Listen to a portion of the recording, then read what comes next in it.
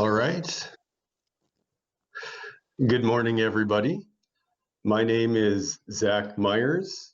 I am an engineer currently working with the Department of National Defense, and I'll be moderating today's session, which is intended to situate itself squarely in that interface between science, international affairs, and security, specifically addressing the upcoming challenges to international collaboration in science, specifically for the sake of overcoming many global challenges we have to face.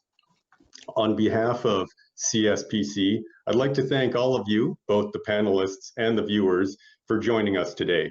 And this panel will be conducted in English.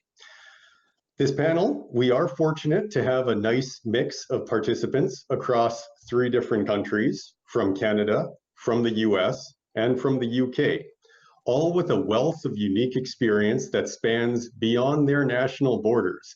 All the panelists at some point have worked outside their countries, on behalf of their countries, to forge connections with others in other countries, to create partnerships or sustain partnerships of some kind, often with a technical or security component involved. So I would like to take this opportunity to introduce the panelists, if I may. First, we have Sara Wilshaw. She's the Chief Trade Commissioner of Canada and the Assistant Deputy Minister of International Business Development at Global Affairs Canada. We have Kristin Wycoff. She is a Senior Advisor with the US Department of Homeland Security, currently in Canada, working as a Science and Technology Attaché, specifically closely working with Defence Research and Development Canada, or DRDC. We have Colin Murray, also at DRDC, as a Senior Advisor, currently employed in an attaché function with the US Department of Homeland Security in the Science and Technology Directorate in Washington, DC. And we have Shaun Riordan. He's a former British diplomat and now the Director of the Chair for Diplomacy and Cyberspace at the European Institute of Cyberspace in Madrid, Spain. For more information about these speakers, it is available on the speaker tab on your screen. Their bios are posted there. So it's great to have such an esteemed group of panelists with a great breadth of professional experience that they can bring to bear on today's discussion. So over the next 90 minutes or so, the session will be comprised of a few parts. The first will be that each panelist will be given the chance to present their views on the subject. Then we'll proceed to discuss in further detail some of the key points that were brought up to the subject pertaining to these global challenges. And finally, toward the latter part of the session, we'll be taking questions from the viewers. As for that latter point about the viewers, if you are tuning in, I would encourage all of you to ask questions as you think of them, present them through the Q&A function on your screen, and I'll be able to direct them to the panelists accordingly. So before I turn it over to the panelists, I'd like to set the stage for them and for the discussion to follow. So setting the stage, what does that mean? Asking ourselves, where are we as of today? Today, we are in the middle of arguably one of the most substantial global challenges most of us have ever seen. That is COVID-19. And while it is a substantial challenge, it is unfortunately not the only global challenge that we're facing. Others still remain, such as, and most notably, climate change and all the adverse effects that follow from that, such as those pertaining to ocean acidification, ocean health, and the adverse effects and the reduction, also desertification, which can lead to the reduction of biodiversity in both sea and land. This in turn affects humans in multiple ways, ranging from sea level rising for coastal communities to shorter crop growing seasons to access to clean water. These problems transcend national boundaries and stand to affect all of us across the globe in some way or other.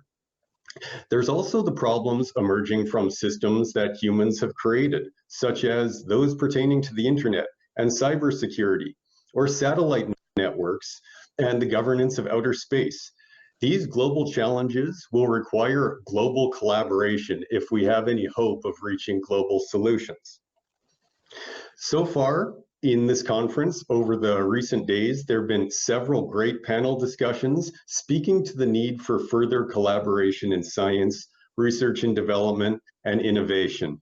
A lot of discussion has already been generated about the need to collaborate more among institutes within Canada.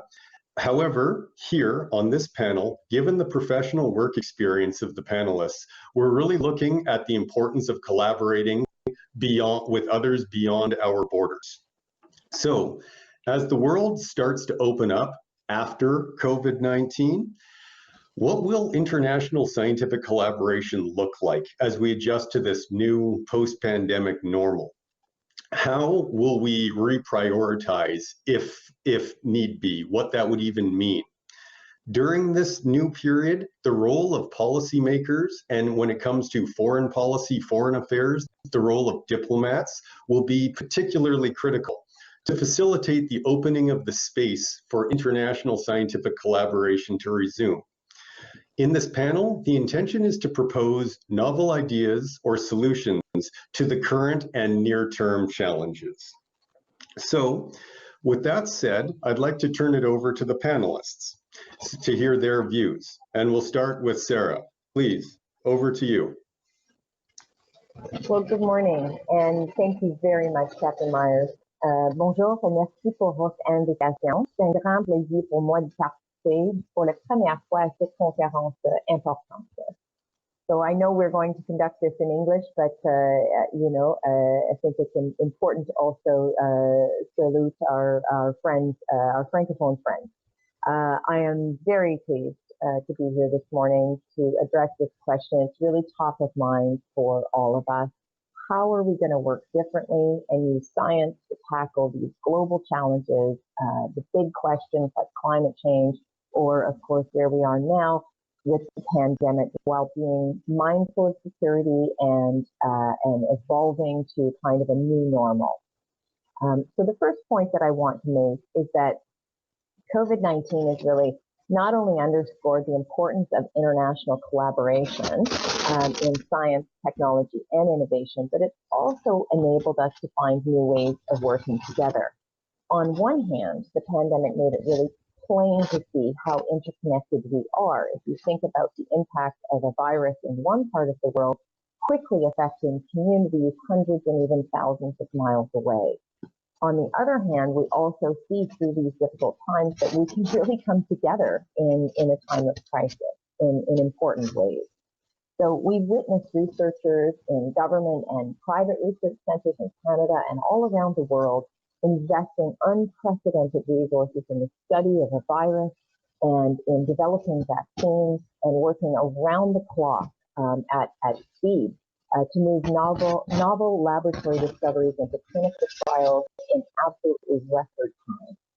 This has led to many international and interesting collaborations, altering traditional boundaries between companies and national institutions. And in Canada, we have seen partnerships, for example, between the National Research Council, the Canadian Institutes of Health Research, and many private sector companies, all working together simultaneously on solutions to this problem. So then a key question arises in the race to find a vaccine. How do we ensure, and you didn't ask this question, Captain Myers, but how do we ensure that widespread access to a vaccine is there, for not just for those who can afford to pay for it in rich parts of the world, but for those in the developing world? Because, again, going back to my first point, no region is safe until everyone is safe. We are so interconnected. And part of the answer to that is COVAX. It's the Global Vaccine Collaborative supported by the WHO and the device at the flag countries around the world. And international Canada has become a key participant in COVAX. And I would say that this is a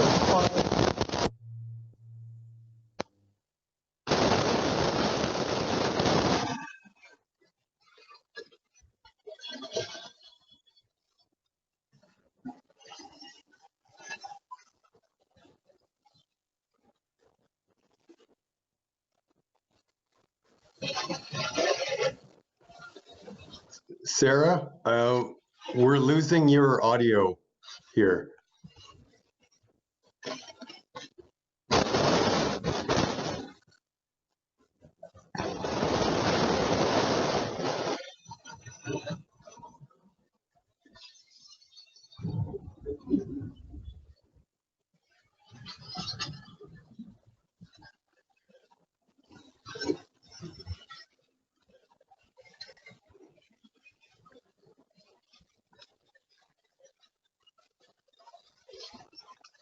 Sara, maybe try just another mic, or not sure if your headpiece, if that's affecting it.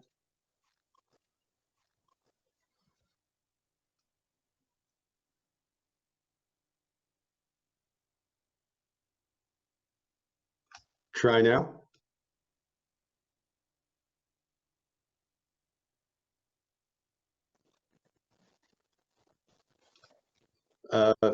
Still not hearing you. I think at this point, perhaps we can. Okay, I think at this point, Sara, we'll have to come back to you. If you can try to resume the audio, and we can bring you back in, because right now we're not hearing you. Okay. All right. So don't worry, we will have to proceed. So with that, we'll move on to Kristin. So over to you. Thank you, Zach, and really appreciate the opportunity to be here today. I think, like many of us, it's been an intense few months, and I didn't realize how much I needed a chance to reflect this week and just hear from some of my other colleagues within this community on how they're addressing just some of the situations and challenges that we're dealing with.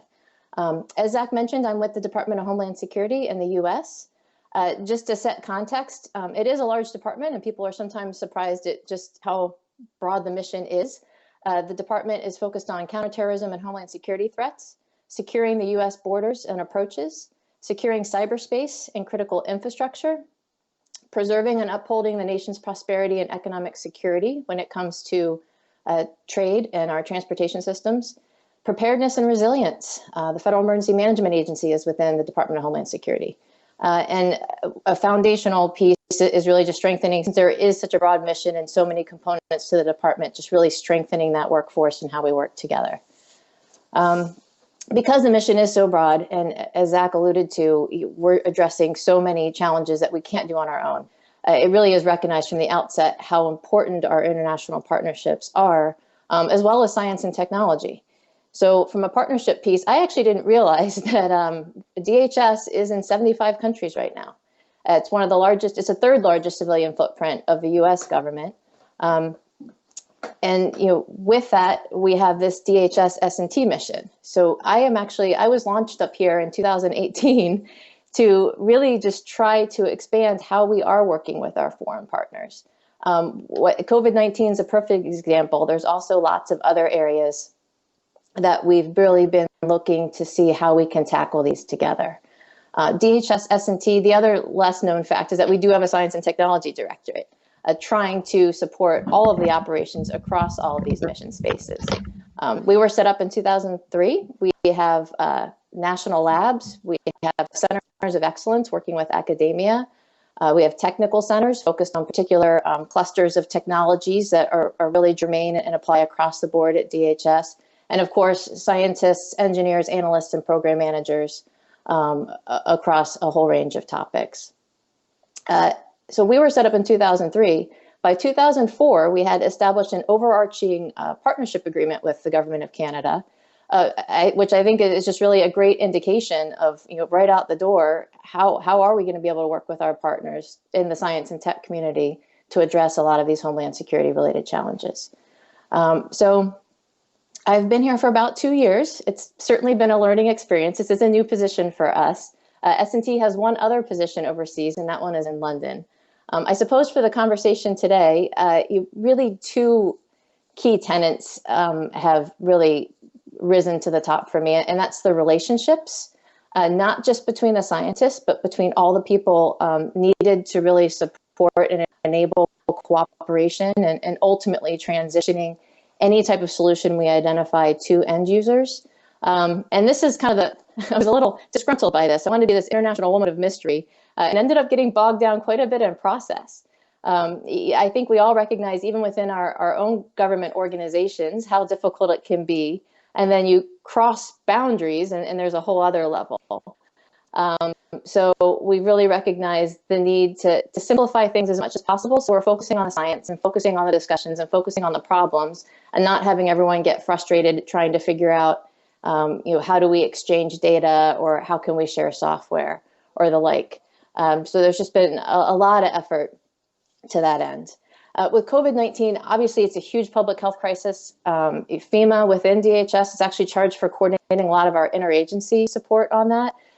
What I found kind of interesting is that we're also seeing a lot of these more traditional security challenges around critical infrastructure or around child exploitation online. Those are all increasing as well. There's bad actors that are taking advantage of this whole COVID-19 situation, and we're seeing increases in other areas as well. And again, these are all areas that we've been working with not only Canada, but our Five Eyes partners and others to try and address.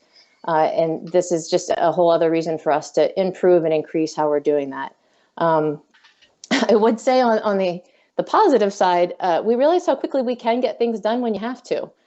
So maybe it doesn't take 12 months to figure out one of these international agreements, or maybe we can do a secure VTC with our foreign partners and it's not going to be the end of the world. So trying to hold on to some of those positives that we're getting out of this, and how can we hold on to those and replicate those moving forward, so we don't lose them when the sense of urgency isn't there, but they really can become a part of how we're doing business. So just some quick remarks as we kick off the session today.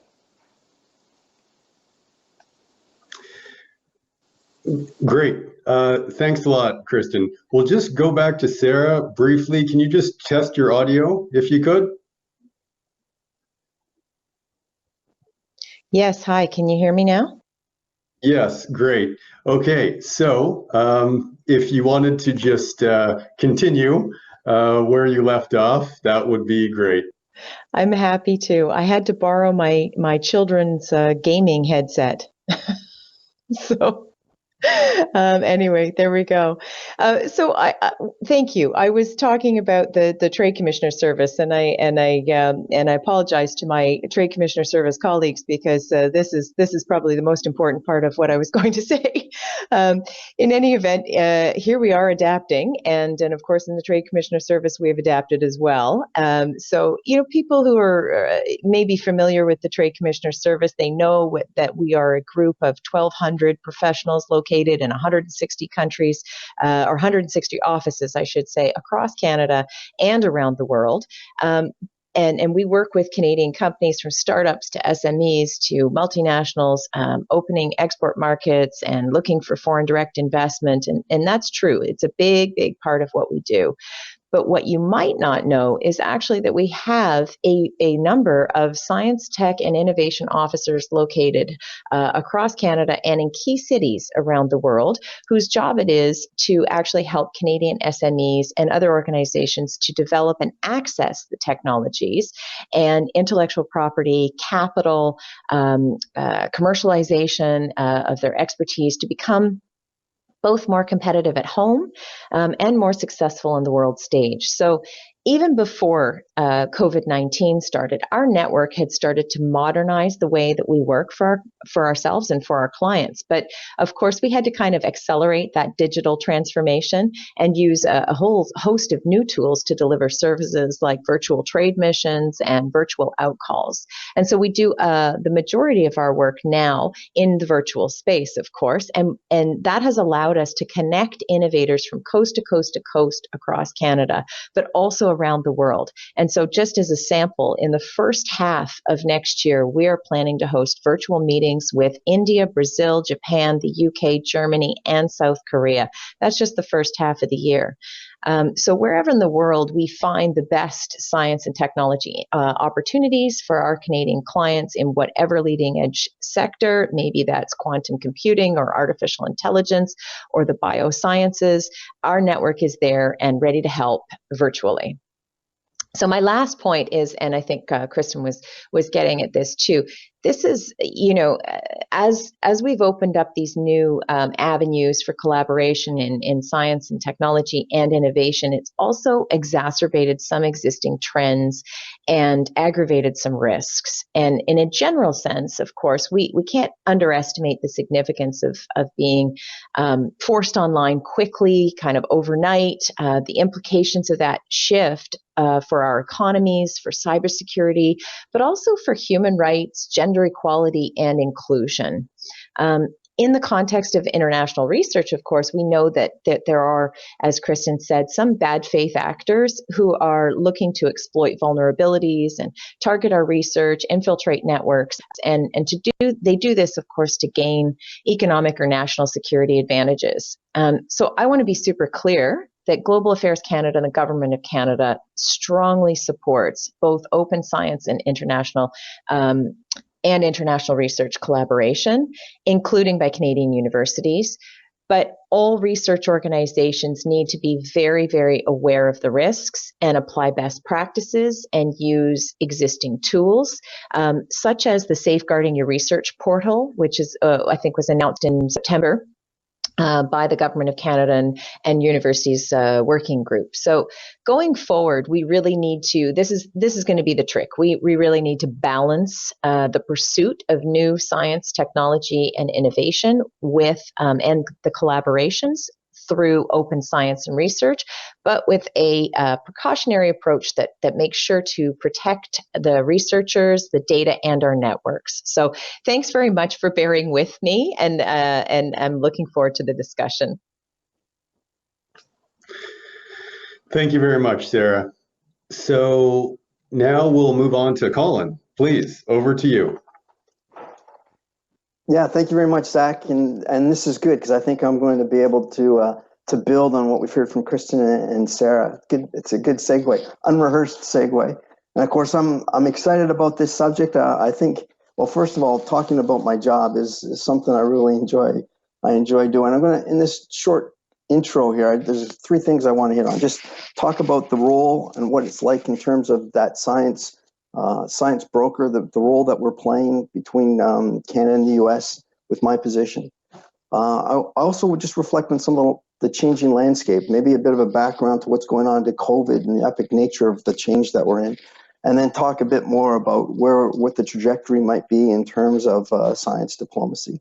So Colin Murray, I'm with Defence R&D Canada. That's the science and technology arm for the Department of National Defence.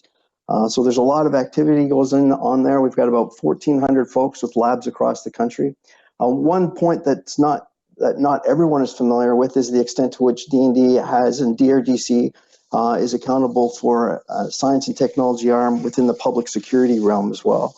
So through agreements with groups with other departments such as Public Safety Canada, we serve a number of other federal departments as well as the provinces and territories within that security realm, bringing the science and technology regime into play to help address some of their challenges, whether it's community resilience or right up to some of the border crossing or border access, those types of things as well.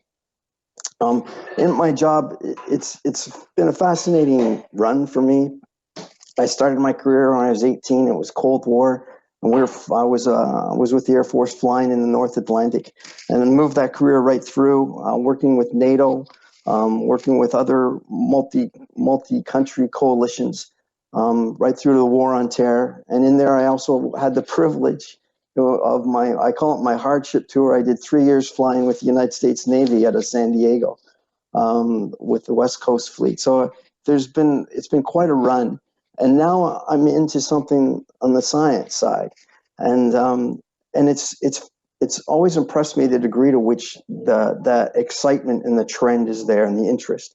In this role, in disaster and emergency management, I've seen incredible things. Worked with first responders across the country, working on wildfire situations, working in crimes in cities, have played into some of the darkest corners of humanity with the dark web.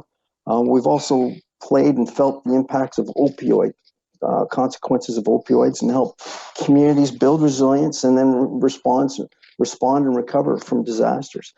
So it really is neat.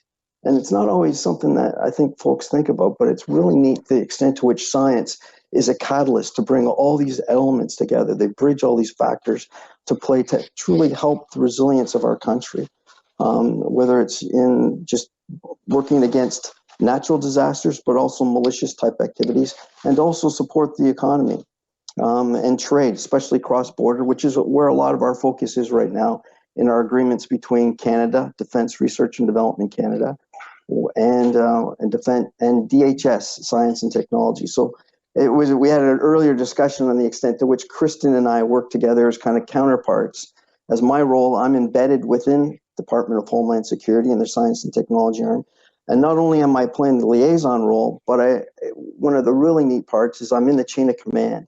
So I get to take ownership of some of the DHS S&T files, which really, and I'll get to this in a moment, but really comes to understand the extent and the importance of trust and how to build trust to allow for the maturity of the evolution of the science relationships.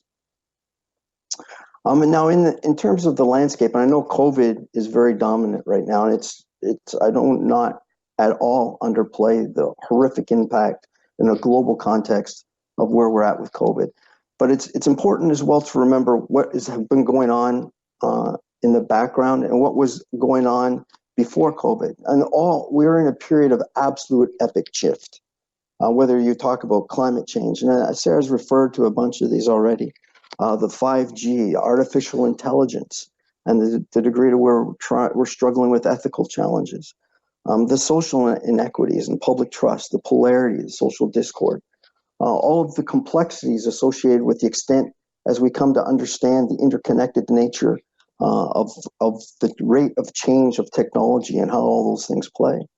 Of course, science and the need for evidence, some type of evidence base, is very necessary for our policy world to stay in touch and to stay up with where the rate of change and the rate of technology evolution is at.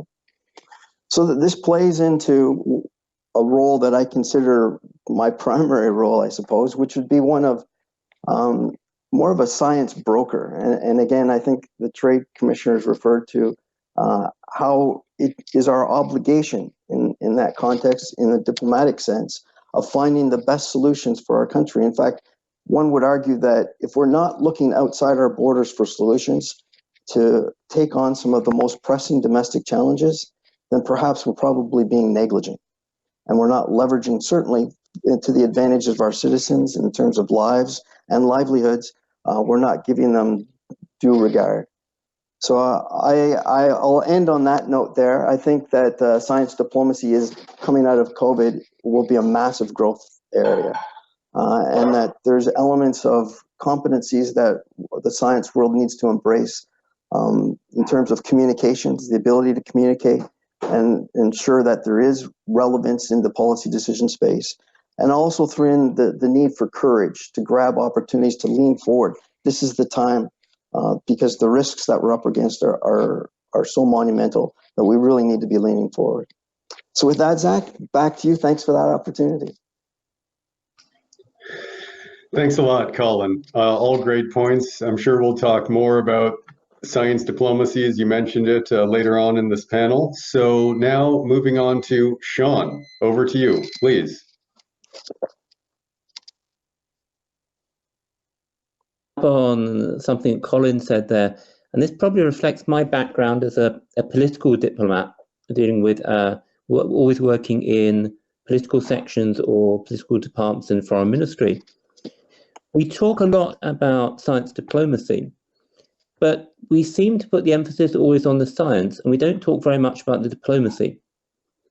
And this often leads to a confusion in which we think science diplomacy is simply scientists doing diplomacy, or scientists talking to each other.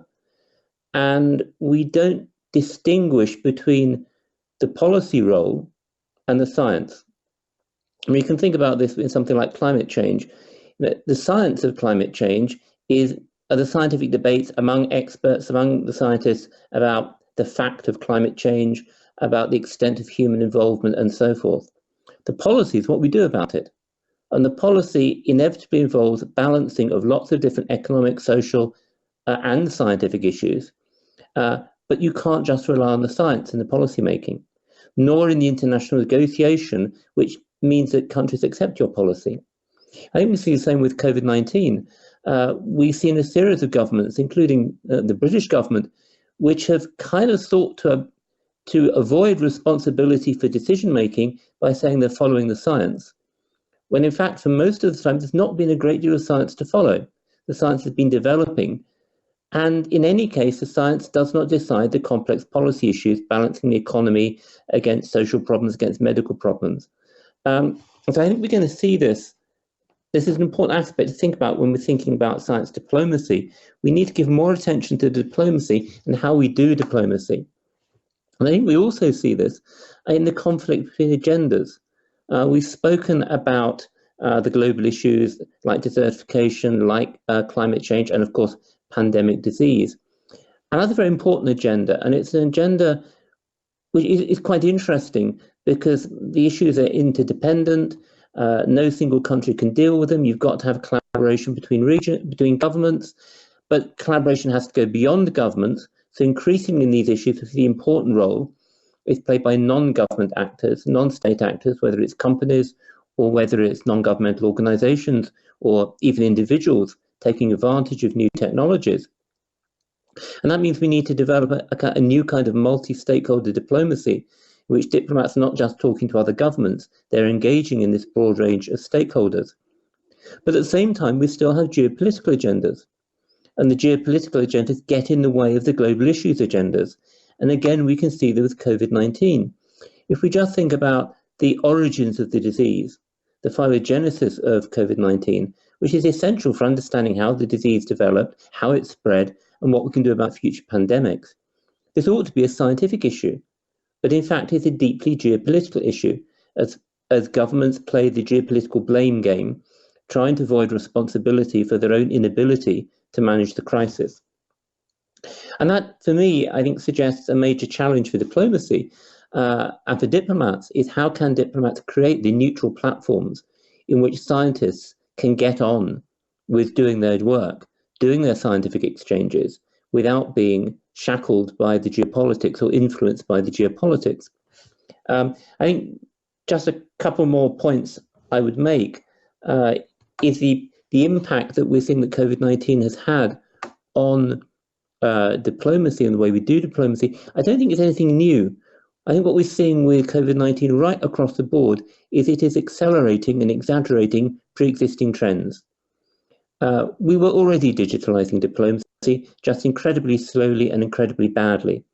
And now we've been forced much more online and forced to start thinking about how we do it.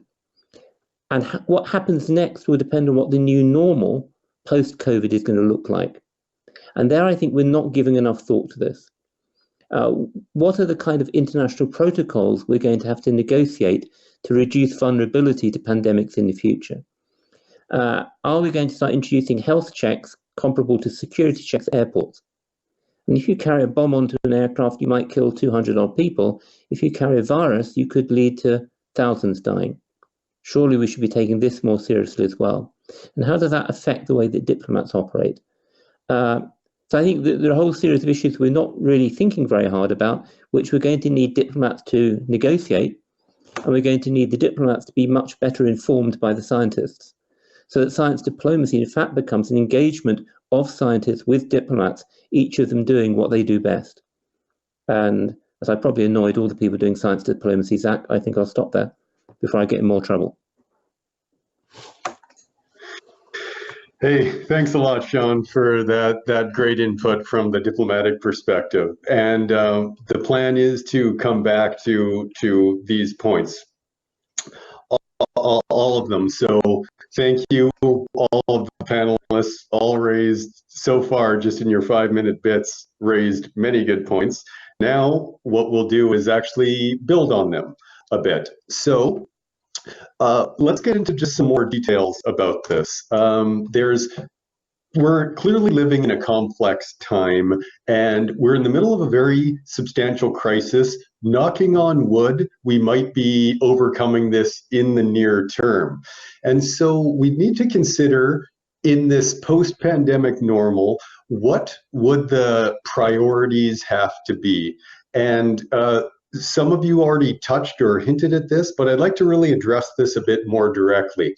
So yes, there has been some tremendous collaboration going on in the past half year or several months among the scientists across countries to basically reach a vaccine to overcome this global challenge. But also concurrently, there has been a lot of insulation, a lot of countries turning back in on themselves for good reason, protecting their own selves, their own populations. And so what should the national priorities be? Should it be focusing just on rebuilding one's own economy, or doubling down and reaching out and building up these scientific collaborations even more? Can these international collaborations lead to perhaps a way of enhancing economic recovery? Colin was very good about saying how much this kind of international collaboration can tie in with the economy and economic development, economic recovery. So there's a lot here, but I'd like to sort of hear from the panelists about what you think at least some of the near-term priorities could or should be. And for that, I'd like to start with Sara, please, if you could. Yeah, thanks, Zach. And really interesting points made by all of my co-panelists about what the future looks like here and what we're going to need to do. I don't think there's a choice to be made, or it's a false choice to make to sort of separate what domestic interests will be versus what the international or how to engage internationally. I think where we were before this crisis was and from the Canadian perspective, of course, we're really looking at the rules-based international order. And when I listened to Shaun talk about the diplomacy side of things, I think that there was an expectation that the institutions that were built many, many years ago were built for a number of reasons, and that those structures had grown up in a way that would allow us to engage internationally to address some of these questions. And largely they have. I mean, even with some criticisms to them. And I think the question that Shaun was asking was what should they look like going forward? But I can tell you that that very, very quickly, of course, as soon as this was declared a pandemic and we got into that kind of space, there were meetings of G7 leaders and ministers of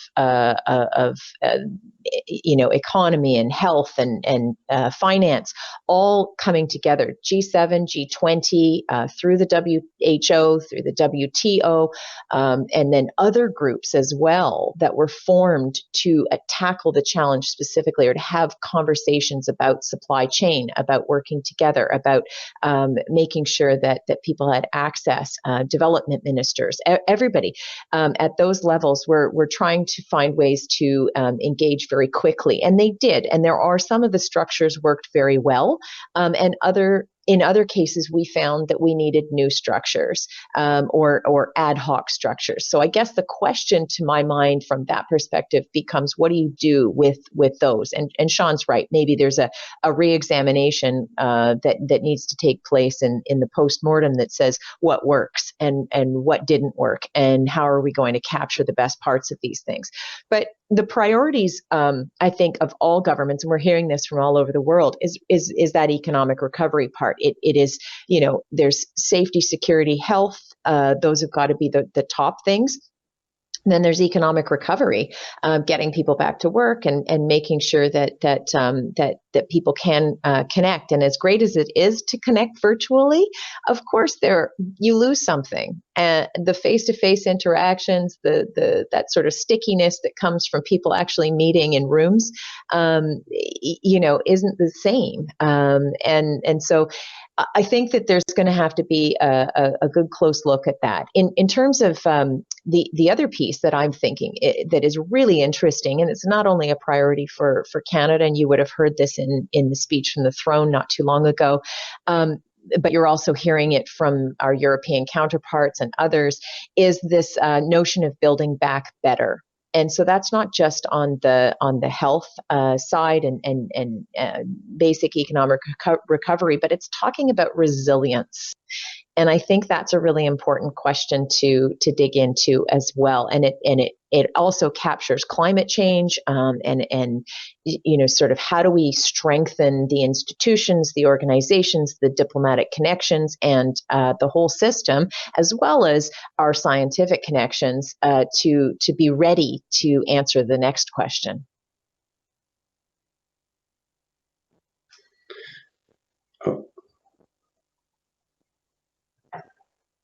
Okay.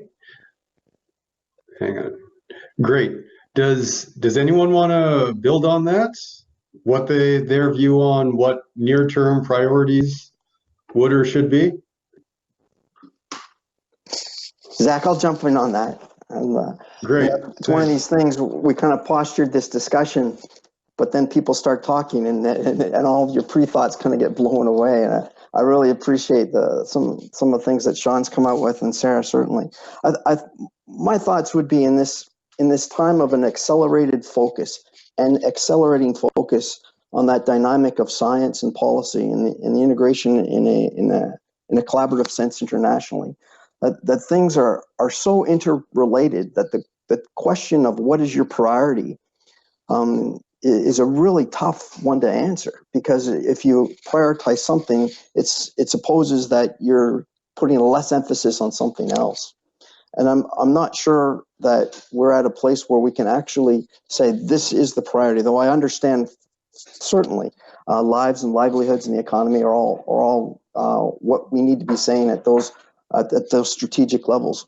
At some of the levels we're working at, where I think we need to leverage the opportunity right now of this focus is to put in place the infrastructure that allows for that collaboration to occur and for us to leverage each other's best parts of their worlds to our advantage, and what that might look like not only now, but set it up so that we've got consistency and opportunity well into the future.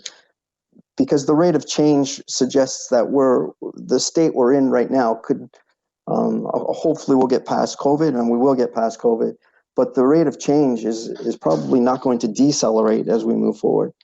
I think part of the premise that and this is more of a tactical level or operational level discussion, but the relationship that we're working on between Defense R&D Canada, DRDC, and DHS S&T is to put in place the infrastructure.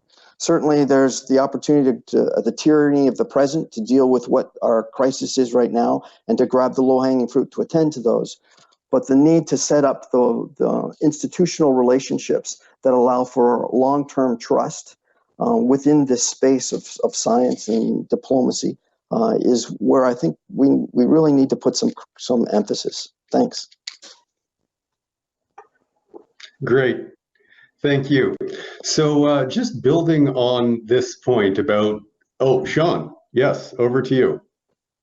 Yeah, I just wanted to offer another priority, which is slightly left field one, but I think in Western governments, we need to learn a little bit of humility and understand that we did it really badly and other countries did it much better than us.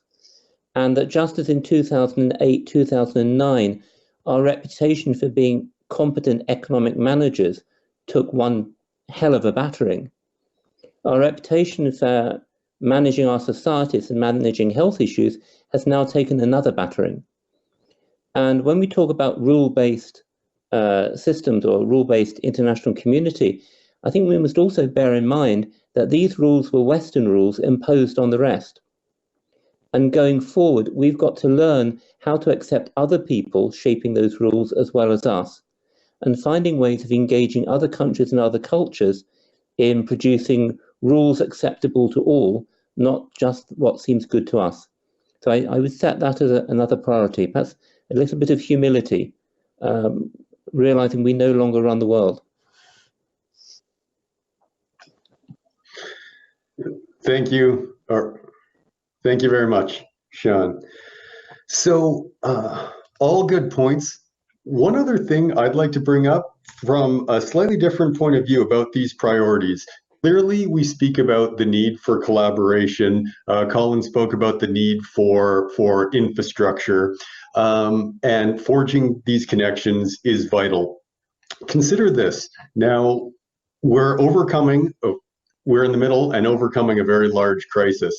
There is is there still a need for further collaboration? Perhaps it could be argued there is, for a kind of research that doesn't necessarily have any immediate connection, no obvious connection to these grand challenges that we've spoken about. So for instance, there's a lot of international collaboration tied in with large infrastructure projects such as CERN laboratories in Geneva or other international laboratories like this. They do great, interesting work. Some of them even get Nobel Prizes.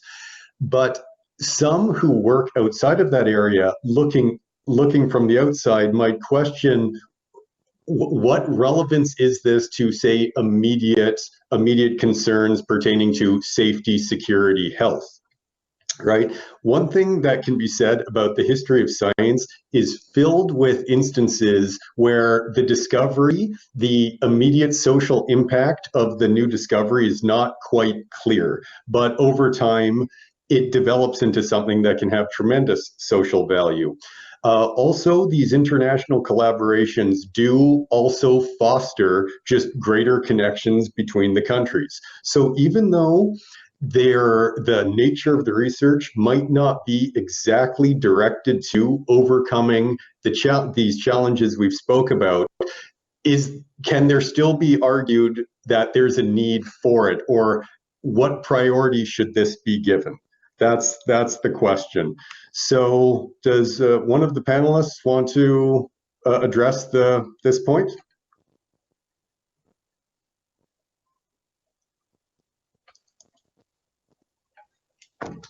Shaun, please.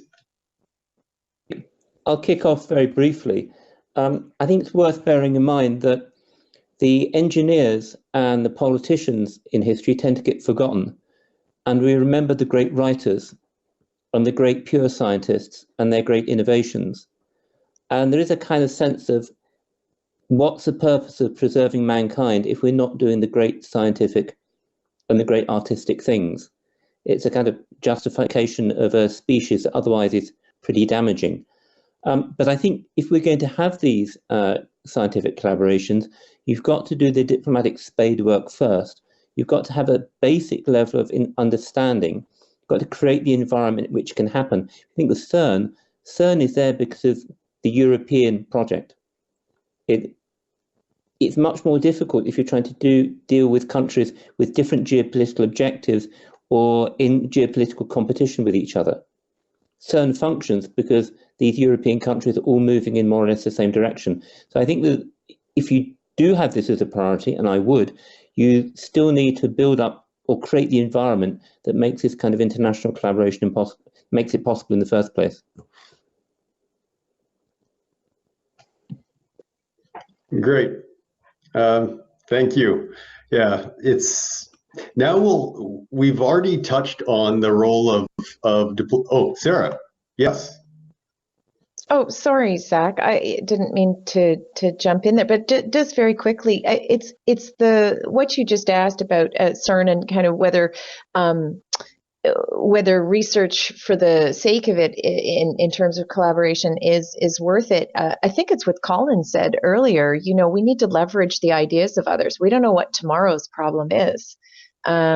we can guess at what some of those problems will be that we're going to face, but and really smart people have made some guesses and some good guesses. Arguably, some people might have predicted and they did the space that we're in now. But I'm just thinking like the Lunar Gateway program that Canada invested in 2019. That's $2 billion over 24 years. So we know that there will be fallout. There will be things that will come out of that experience that will help us with various questions going forward. And I'm thinking about even however many years ago when people started to develop this internet thing, did they predict that we would need it so badly for this particular circumstance at this time? Imagine where we would be if we didn't have this tool available to us now while we're going through this particular situation. So I just sort of think that, yes, absolutely, because those people are trying to answer tomorrow's questions. Thanks. Yeah. Thank you, Sara, because I come from a background of this kind of research, yet I still absolutely see the value of the priority being for safety, security, and health, and just what role would this kind of more pure research play in this new post-pandemic normal. Great points. So now, given that we have spoken about policy and diplomacy, let's just build on that a little bit. So a key part of diplomacy is having attachés in embassies in various countries, or just representatives from a particular country as an attaché in another country. And this in particular could be in a S&T capacity. So in the near term, given that science and diplomacy will be playing a critical role here, perhaps, Kristin, you could speak about, just elaborate a bit more on the functionality of science attachés, S&T attachés, please. Well, I will confess, Zach, that I'm still very much in the learning mode. As I mentioned during our opening remarks, S&T, my organization, this isn't a typical role for us. So by sending me up here, there was really, I guess, two questions we were trying, or I shouldn't say questions. I think we're really trying to understand where is the best value add and where are the best places to put people to help with cooperation. First and foremost was really to strengthen that relationship with Defense Research and Development Canada. That's really that science to science piece. And how can we just get a better understanding of what our respective capabilities are, our resources. As Sara said, there's something about the stickiness of being in a room and seeing people day in and day out. What are they experiencing? How do they work? And how could we really start to pull our teams together and get a better sense of where it makes sense to work together? Because I have seen sometimes people are so anxious to work together, it might not be the right spot. So we really tried to reassess where's the biggest value add. And I think that's kind of that bigger piece of getting out into getting into Ottawa, in my case, is really our stakeholders. And that's really going to be what drives what our priorities are. And I think sometimes the science, we know what we've been working on for a long time. But as Colin pointed out, we're kind of more in that operational tactical realm. And we really need to be able to point back to what we're working on. How is that going to be inserted and inform or just make operations more efficient, better? It's interesting times too, even with COVID, the airports, I think, was mentioned, and health screening. And we've all been talking about biometrics and touchless this and that. And all of a sudden, it really seems imperative that we figure that out and quickly.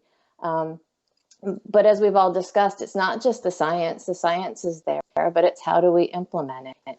And how do we get all the right people talking about these things in a way to be able to answer all these questions? I know Colin and I have been really focused over this past year of how do we build relationships with the policymakers, with the decision makers, just so that we can have a seat at the table and be thinking about some of these harder questions so we can be factoring it into our collaborations. So that's really been the defense side. And then the attaché role is a new one, and that's what I'm kind of focused on for the rest of my stay. And that's,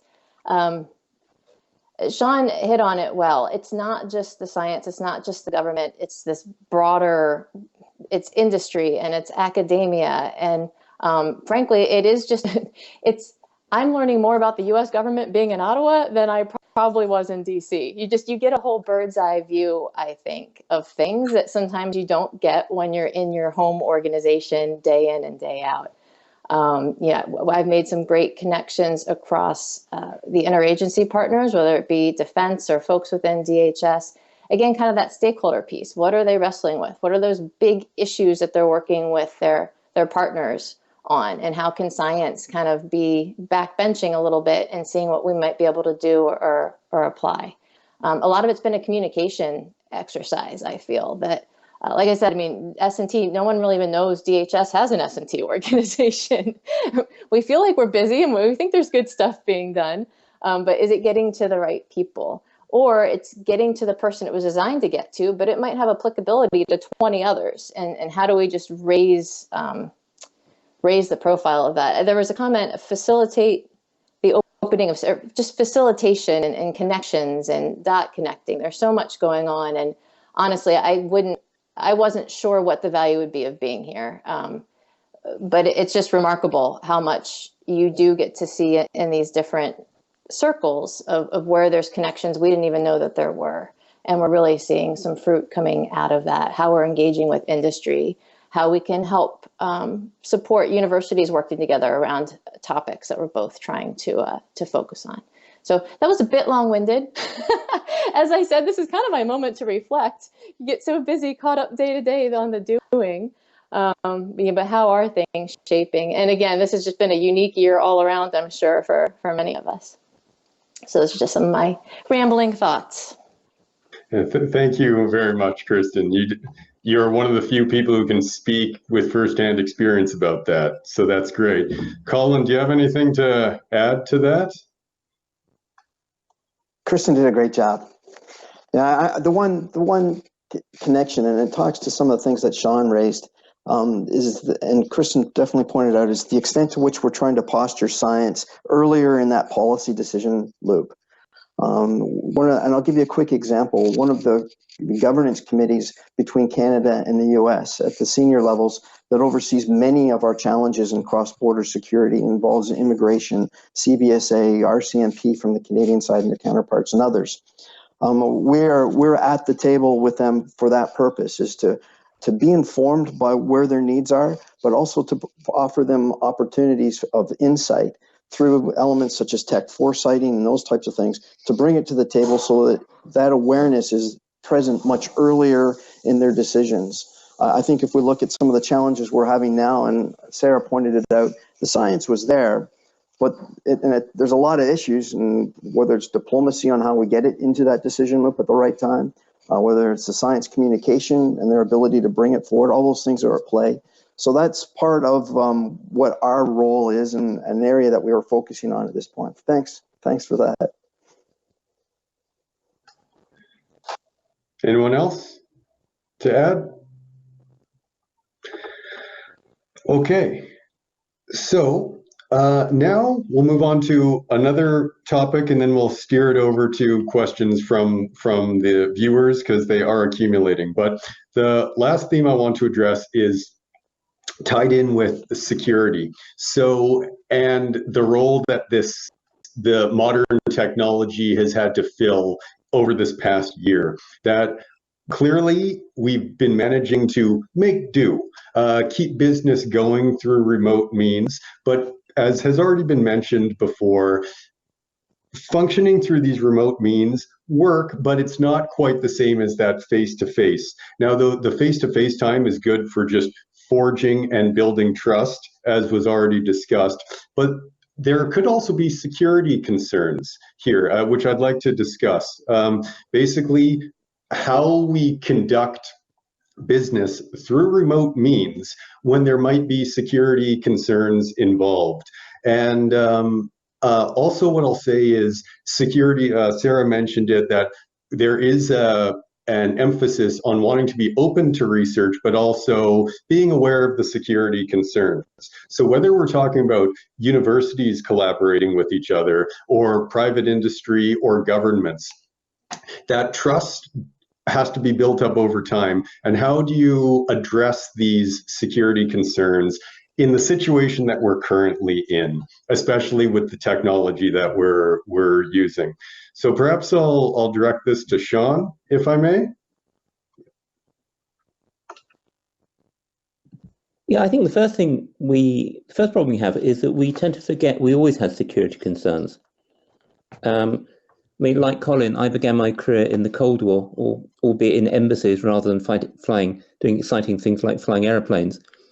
But we were very conscious of security concerns, that people would steal information from embassies, that people would corrupt employees of government service to betray their countries.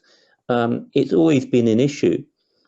And I think, in fact, the key cybersecurity issue remains human, not technical, in the sense that most cyber attacks, or successful cyber attacks, use psychological and sociological flaws rather than technical flaws.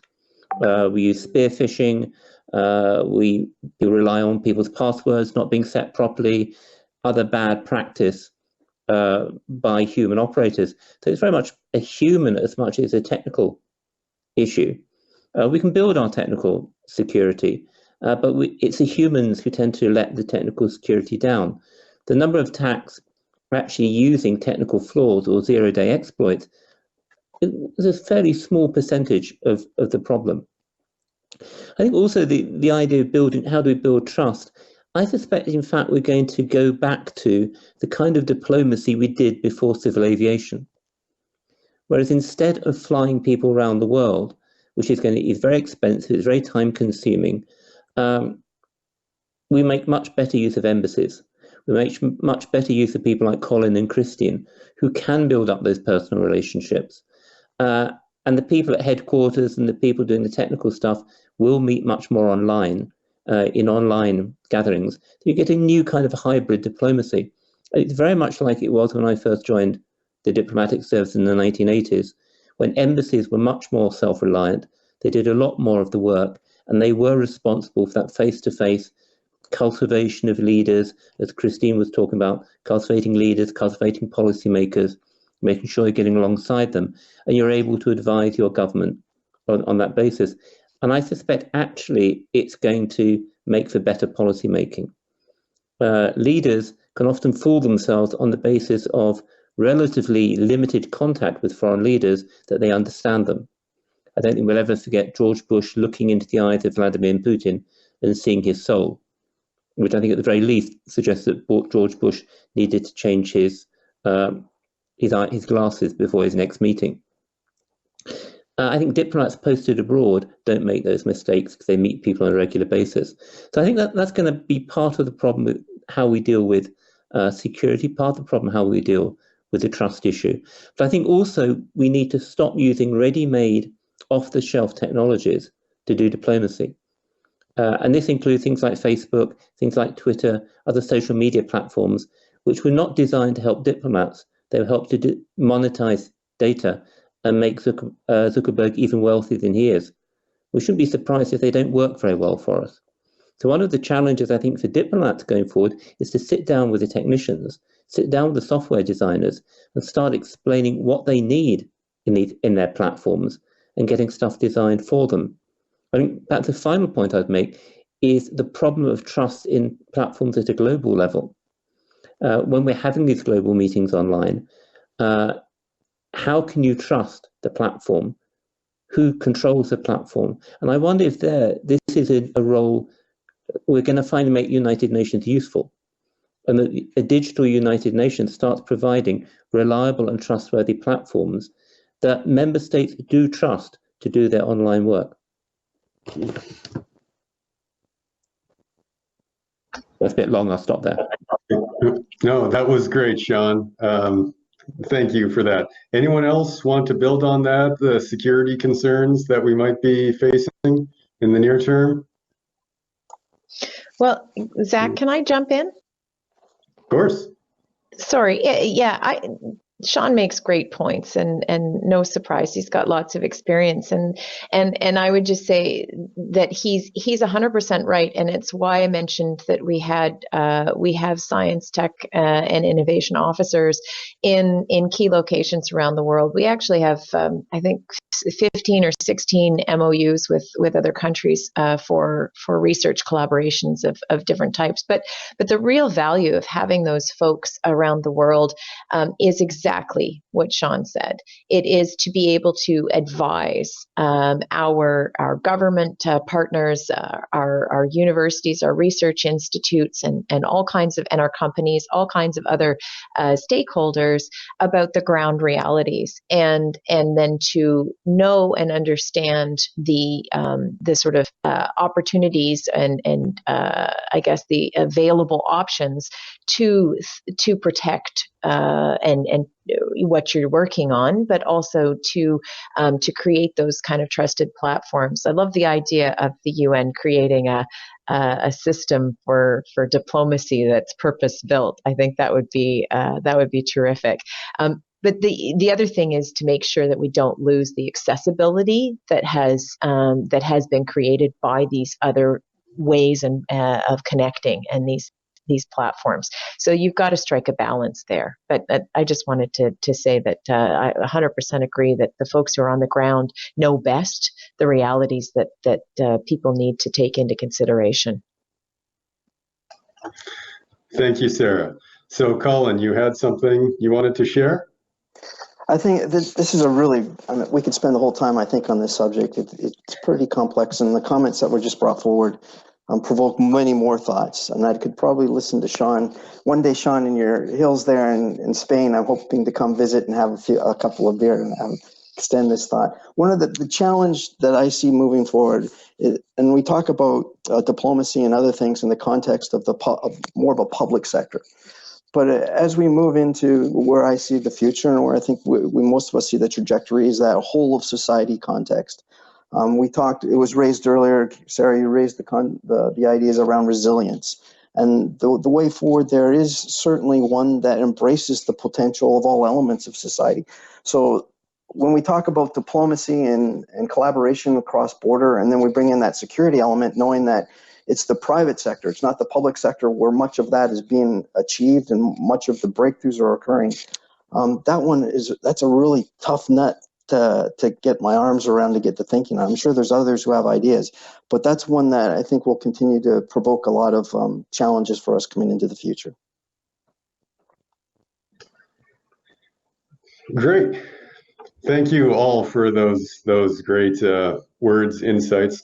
Now, in the time remaining, I'm going to shift over to the questions that have been presented, which I'll direct to the panelists themselves from the viewers. So, all right, several interesting ones. There was one about, as in this current year, as certain countries are taking a country first agenda in that geopolitical or economic sense, even how does this complicate future possibilities for collaboration on important economic files in this post-COVID recovery, or on most systematic issues like climate change? Now, there's a couple parts. There's the economic part. There's also the scientific collaboration for climate change. But any one of the panelists want to speak to that? What the complications might be? I can jump in. Sure. I think that everyone's got an opinion on this one. I'm just going to answer that from the position that I'm in the United States.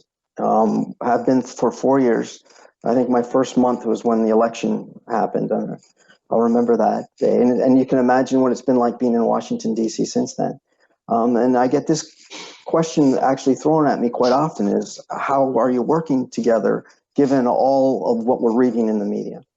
And my experience has been only positive, especially in that Canada-U.S. relationship, that there's actually an acceleration an increase in the interest to cement the relationships, to get past a lot of the rhetoric, to make sure that we're in a position coming out of all this, that we are postured to really move together collectively and to address these challenges collectively. So when it comes to some of the senior or more strategic policy that we sometimes I'm not sure if it's real or perceived, but certainly it's real in some of the things that have played out over the last years in terms of domestic first. At our level, at the operational level, at the science level, we bring science into the same room and they go at it and they are just delighted to be working with Canada. So I'll leave it at that, Zach, but it talks about the ground truth of what's going on at those levels in the world that we're playing in. Thanks. Zach, can I jump in? Great. Yes, you can. Yeah, so I that's great that, and Colin's right. He's highlighting, the actual reality, and there is a little bit of a separation between, and there always is, of course, a separation between some public messaging and sort of what really happens. And I'll just talk about two examples. There was this early on in the pandemic. There was some discussion about PPE and whether or not we would be able to get certain things from some partners, or and which partners would we get them from, and so on. And what we found out was that and particularly with the U.S., but it's true with others. Supply chains these days are global, and they're so deeply interconnected that in fact it's really difficult for one player to go alone. And I think it would be the same, and you would be cutting off your own interests if you cut off your international collaborations on any level. And then I'd also, just to echo what Colin's talking about, in Washington, the working relationship is fantastic all across the board. It's not just in one area. It really is across the board. But it's not just in Washington either. For example, last week I just received a report from our Consulate General in Dallas, and of course I stay very close to them because I used to be the Consul General for Canada to the South Central U.S. and part of my territory there, and part of the territory from our colleagues in Dallas covers New Mexico, and that includes the research labs at Los Alamos and Sandia. I visited them, but this report that I received last week was talking about a more recent visit, and there is a ton of collaboration going on with those labs. They're keen to talk to us, and I remember when I visited them too, they were super interested in things we were doing up here, and things that questions that we were exploring that they wanted to start exploring. And I find that it's like when we talk about business from the government, it's business that does business. Well, in this same space, I would say it's the researchers that do research, and they're just excited to get on with the research together, and they're not necessarily that interested in what the government says or is obviously there's support there that needs to be given, but they're going to keep going because they're really interested in the work that's being done.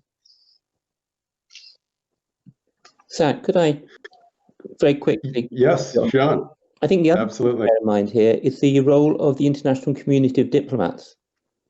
Professional diplomats are rather curious creatures, a rather odd species, because they spend most of their life living in countries which they're looking at as outsiders. And it gives a common feeling. My first posting was to the UN in New York in 1984. Only 2 years after the Falklands War, well, La Guerra de las Malvinas, as I have to say these days. And of course, we were forbidden to talk to Argentine diplomats. There was no connection between the British diplomats and Argentine diplomats. But diplomats talk to each other. They talk to each other even when other people can't. And I cannot remember how many bottles of Mendoza I drank in obscure corners of the UN building while talking to Argentine diplomats, because that's what diplomats do. And I think that's a very important role, that diplomats will talk to each other even when their politicians can't. Even when conflicts go on, diplomats naturally talk to each other.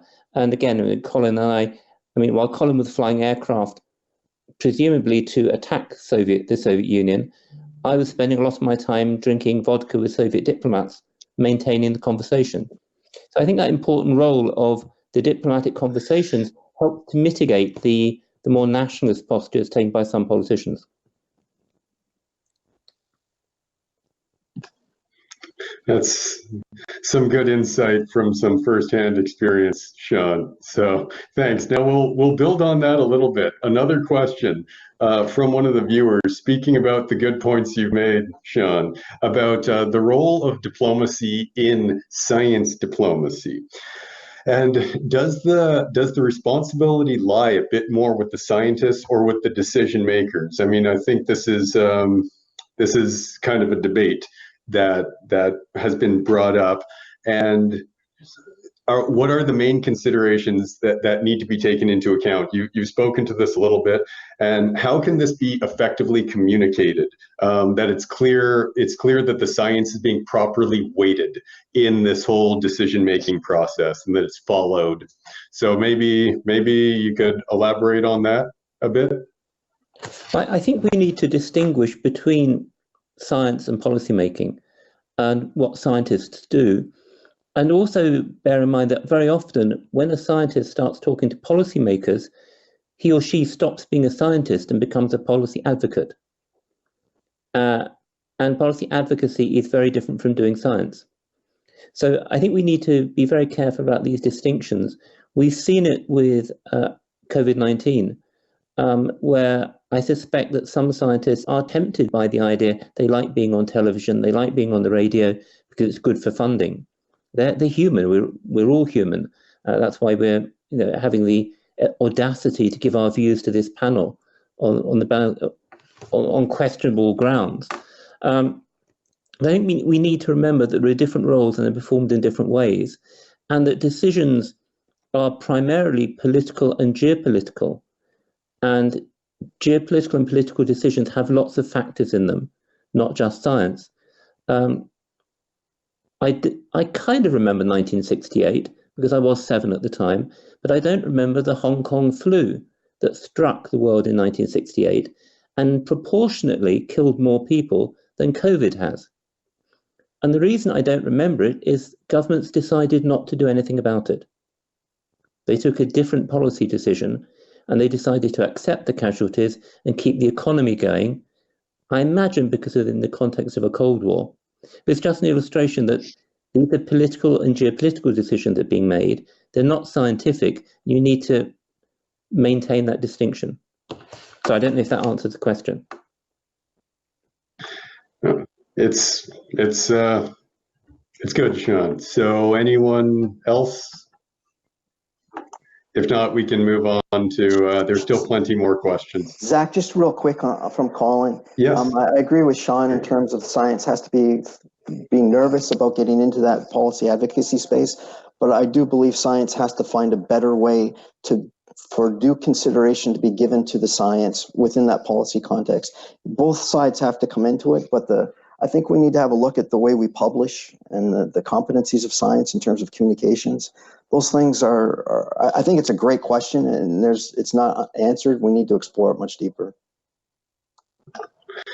And something that I will add is that most people with scientific training don't get that much exposure to policy, and that it's this thing that just has to be learned along the way, and it's about how engaged you want to become as a scientist in that world. So it's almost as though better communication does need to occur between these two groups to make the subject of science diplomacy develop further. So very much a open discussion and open debate.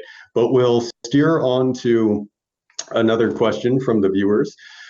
So speaking of the global challenge of COVID-19 and the focus in the race to get a vaccine, understandably, most countries are focused on their own population, vaccinating their own population.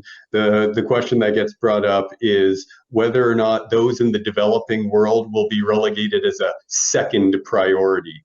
And can anyone speak to what the global agenda could or should be in terms of ensuring that vaccines are delivered to the developing world.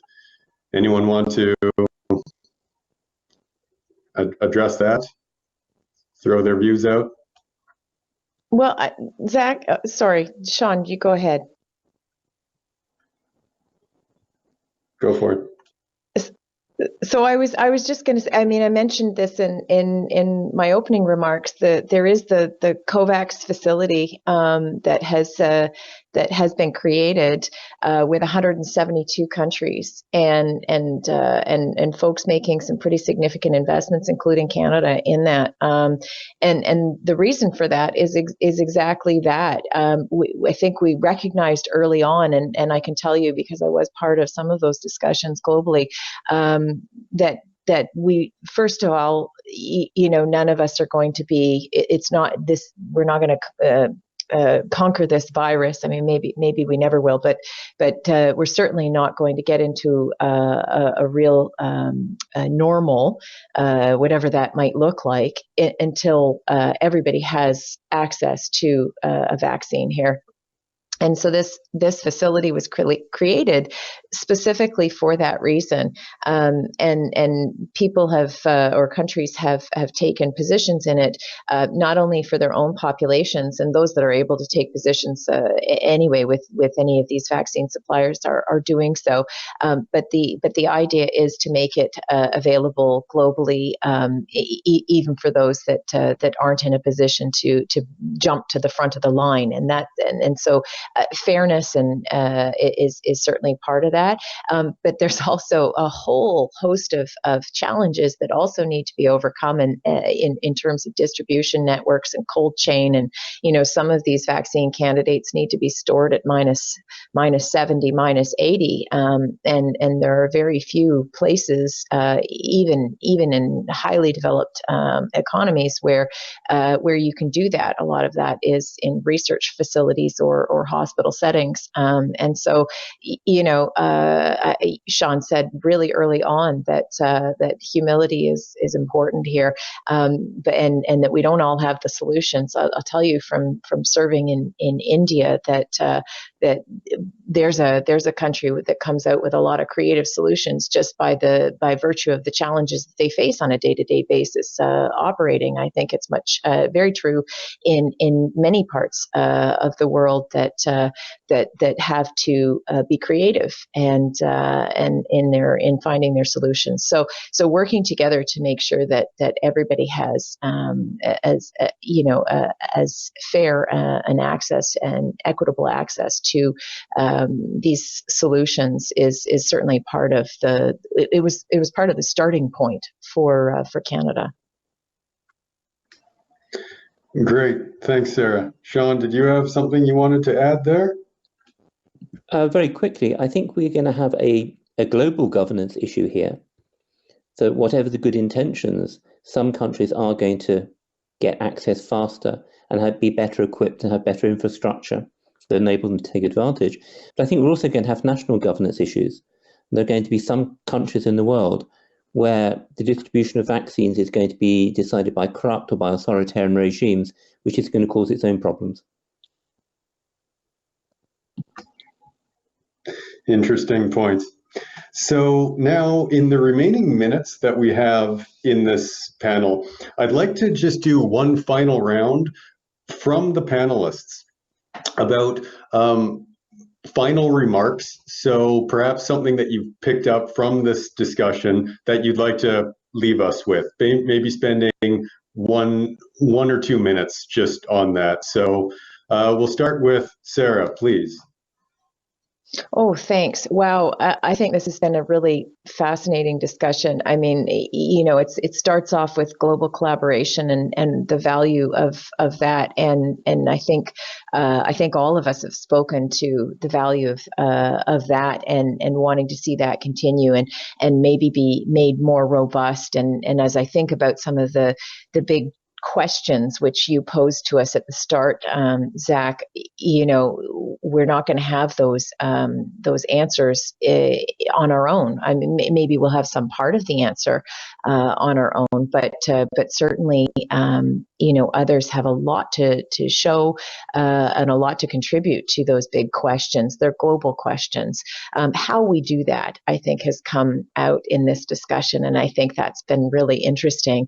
And certainly the role of diplomacy and connecting institutions, both political, scientific, commercial, and so on, around the world, and leveraging those kinds of systems and structures, and building an ecosystem that works, are going to be really, even more important as we go forward. I also think that the platform is a really important question, and how we use people talking about science to make policy decisions, but actually I think it is a question of data and how we're using the data that we can collect globally. Those big data questions can be instructive, and we won't have full data sets on our own either. Certainly here in Canada with 38 million people, we're a tiny fragment of the global population. So we need to be looking well beyond our borders to find those answers, and that's certainly something that we're supporting. So thank you for this opportunity. Thank you, Sara. Kristin, over to you, please. What Sara said. I really think she captured it well. I mean, so many takeaways. This really was just a great discussion for me. Just context and how, I don't know. I guess I don't know if there were some dark moments where I just realized how many problems we're all dealing with, but then some of those brighter moments. There really are some models and some ways that we can get there better together. I really like Shaun's comment about humility. I will be honest, I do feel like there's a lot of talk around our Five Eyes partners, those more traditional partners, but how are we making sure we're bringing other voices into the discussion? And I think it was an article I read in a Canadian publication looking at the Australia wildfires and looking at the Indigenous population and what they know about fighting fires that maybe had been dismissed for a long time, and trying to get back to some of that type of knowledge base. Making sure that when we're setting up networks around a particular area, we're bringing in some of these less traditional partners. And of course, just so many stakeholders, how are we just bringing them all into the discussion at the right time, while being mindful, of security concerns and the like. But again, I really appreciate the conversation today. I really felt it was invigorating, just the push I needed on this Thursday morning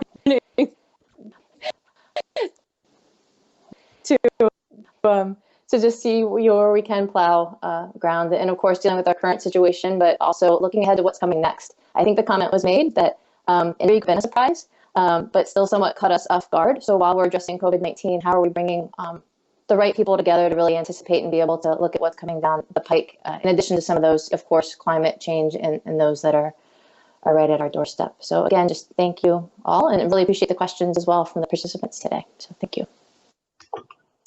Thank you very much, Kristin. Over to Colin, please. Yeah, thanks, Zach. I'll do this really quickly. A lot of my background is around disaster and emergency management, and after a disaster, it's pretty well documented that there's a finite period of time that it allows the opportunity for you to actually bounce back better. And I know that our government has articulated a policy in that direction, and I think we really have to posture. And again, we've talked a lot about our challenges, but we really have to posture now for that finite window of opportunity and grab it. The focus right now on science, on diplomacy, on collaboration is there, and I think it's a growth sector. But if we're not postured to absolutely across all sectors, including the private sector, to leverage that, we're going to miss the opportunity and not achieve the level of resilience as we head into the next challenge. But thanks to everybody. This has been fascinating. I really appreciate being part of this. Thank you very much. Thanks, Colin. And now over to Shaun, please. Okay, I think very briefly, just to talk about something that we've not mentioned.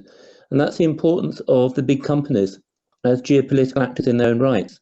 We're seeing this with pharmaceutical companies. In the internet, the big internet companies, companies like Facebook, are geopolitical actors, and they won't admit it. The importance of cyber security companies in attributing attacks, which has enormous geopolitical consequences.